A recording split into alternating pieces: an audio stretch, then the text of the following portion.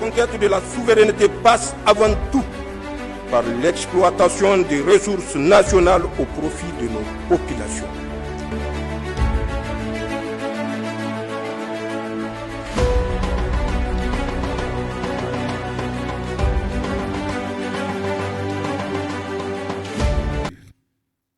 Abaramiti pour ce résumé justement de l'Alliance des États du Sahel AES à un an aujourd'hui. Et c'est en ce jour d'anniversaire que les ministres en charge des affaires étrangères des trois pays se réunissent pour la première fois à Bamako. Les diplomates ont sur la table plusieurs documents issus de la rencontre des hauts fonctionnaires de l'AES. Ensemble, ils ont échangé et examiné les propositions d'action et mesures en vue de la coordination de l'action diplomatique assortie d'un calendrier d'exécution. Cette première rencontre marque l'opérationnalisation de la Confédération des États du Sahel. La cérémonie d'ouverture avec Salimata Dao et Idrissa Traoré. Ce 16 septembre 2024, jour de célébration pour les peuples du Sahel. Ce premier anniversaire de la création de l'Alliance des États du Sahel, AES, coïncide avec la première réunion des ministres des Affaires étrangères de la Confédération des États du Sahel. Le Mali, le Burkina Faso et le Niger se retrouvent à Bamako pour définir le cadre de la mise en œuvre de la vision des trois chefs d'État, celle d'un Sahel souverain, paisible et développé. L'Alliance des États du Sahel a été, dès sa création le 16 septembre 2023, un tournant majeur de la réalité géopolitique au Sahel, en Afrique de l'Ouest, voire au-delà. Les avancées réalisées par nos forces réunies dans un combat commun de lutte contre le terrorisme sous toutes ses formes a été une inspiration pour faire plus, pour faire toujours plus et mieux pour nos populations.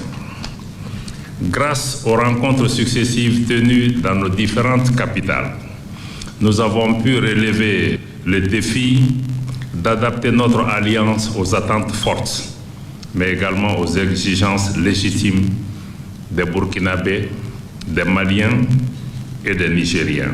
La création de l'AES est comme une délivrance pour ces trois pays. Les peuples prennent leur destin en main et développent plus d'ambition. La Confédération des États du Sahel voit le jour le 6 juillet dernier et les activités s'enchaînent au niveau de chaque pays pour son opérationnalisation. Cette première rencontre des ministres des Affaires étrangères va dessiner le tableau du volet diplomatique de ce nouveau cadre d'intégration sous-régionale.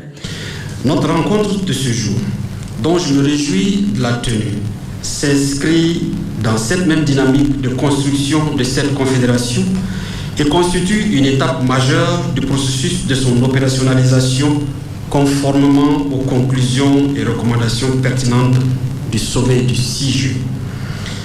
Elle nous offre surtout l'occasion de traduire en actes la vision de nos trois chefs d'État dont la priorité est de créer les conditions nécessaires au bien-être de leur population. Cela passe nécessairement par une diplomatie active et efficace dont nous devons définir les contours et les actions prioritaires au niveau confédéral en vue d'atteindre les résultats escomptés. Cette session consacrée à la diplomatie souligne les avancées déjà capitalisées sur les deux autres volets. Il s'agit du volet défense-sécurité et du volet développement.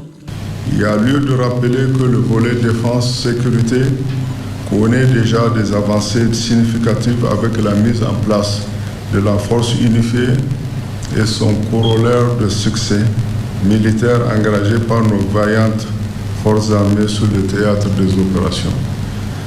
Concernant le volet développement, les efforts louables sont consentis en vue de mettre en place le dispositif économique financier nécessaire au financement du développement et à l'investissement productif dans l'espace AES.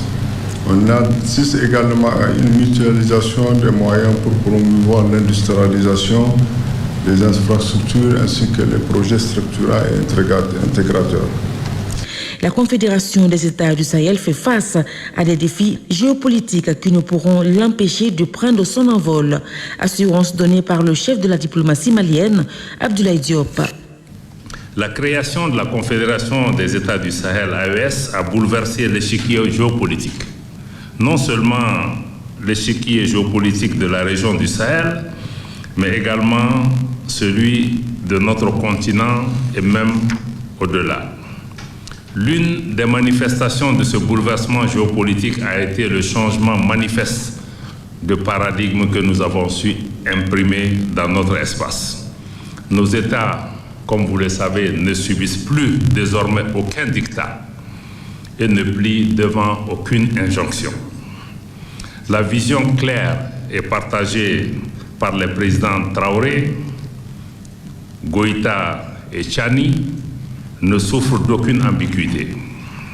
Cette vision remet les intérêts de nos États et les besoins de nos populations, seul critère pertinent, au centre de toutes nos décisions, mais également au cœur de toutes nos actions. L'autre manifestation du bouleversement géopolitique en cours est, hélas, l'intrusion désormais ouvertement assumée d'acteurs qui ne cachent plus leurs intentions hostiles, acteurs venant à la fois de la région, mais acteurs venant d'ailleurs. Les aveux de l'Ukraine à cet égard, ou plutôt les propos par lesquels l'Ukraine revendique fièrement son soutien aux groupes armés terroristes opérant au Sahel, ne devraient laisser indifférent aucun État, aucune organisation internationale ou régionale. Les actes hostiles posés contre la Confédération AES et contre les autorités de nos pays sont la preuve, si besoin en était encore, que nous sommes sur le bon chemin. Ces défis, loin de saper notre ardeur, renforcent plutôt notre détermination à faire plus, à faire mieux, dans une unité de stratégie d'action. La première rencontre des diplomates de l'AES a eu une pensée pour les populations sahéliennes touchées par l'insécurité et les catastrophes naturelles. La conquête de la souveraineté passe avant tout par l'exploitation des ressources nationales au profit de nos populations.